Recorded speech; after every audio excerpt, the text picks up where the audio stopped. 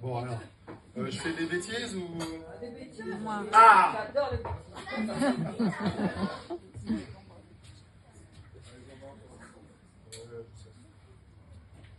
Non, non, vous n'allez pas le croire. Non. Ma femme m'a quitté il y a 1 heure. Ouais, bon, d'accord. Me connaissant, ça vous le croyez déjà. J'en étais prêt à incendier Dieu en sa demeure, mais notre pote le Très-Haut n'est jamais au bureau. Vous voyez, je franchis la porte, pousse la grince en porte en bois. Et à l'intérieur de l'église, je m'introduis.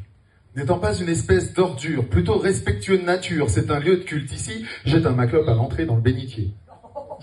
Trouvant une corde pente près d'un pilier, je lui sonne les cloches. « Eh, tu descends !»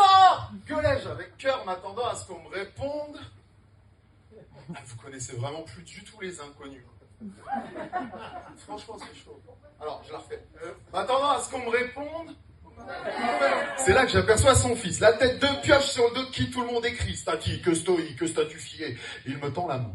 Je lui en serre une bonne, le sourire en coin, tout en lui demandant s'il lui reste bien une bière au frigidaire. Ouais, c'est bien le minimum que je puisse espérer de quelqu'un qui se dit être mon frère. Sauf qu'il reste pieusement silencieux, digne fils de son père, petit morveux.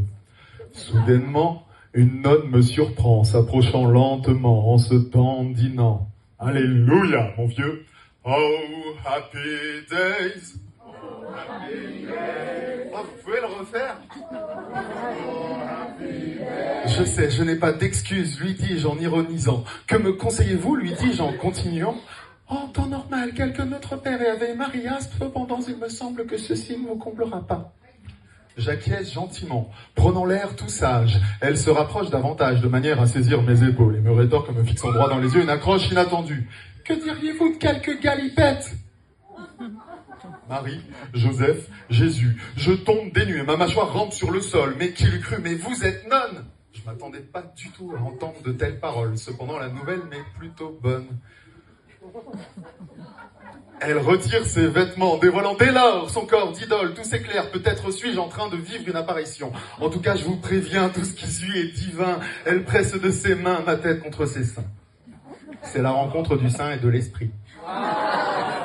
Et puis cette nonne, elle est vraiment hors norme. Une blonde aux yeux bleu ciel, mariée à l'éternel. La blanche hirondelle s'excommunie des besoins trop longtemps refoulés d'une jeune demoiselle. Sans que je puisse dire ouf, elle m'embrassa à pleine bouche. Quand elle posa ses lèvres sur moi, elle fit mouche, ça m'embarrassa d'abord, puis m'embrassa le corps. Qu'y a-t-il donc de louche?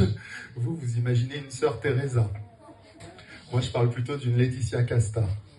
Fichtre, j'oubliais Jésus, t'es resté là, ferme les yeux, gars, faut pas que tu vois ça. Sœur Gabrielle s'allonge sur l'autel, m'offre l'Eucharistie avec le corps du clitoris. Je lui dis, Amen, je me sens comme un prophète capable de prouesse, en état de trempe, d'intime communion, d'ultime pénétration. Et lorsque nous allions atteindre la résurrection, je fus invité à me retirer de la chapelle.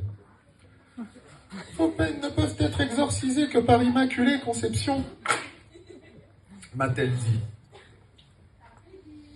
Dépité, je m'en vais tout de même bien mieux. Vous conviendrez qu'au sujet de mon ex-femme, je me sens quand même bien mieux.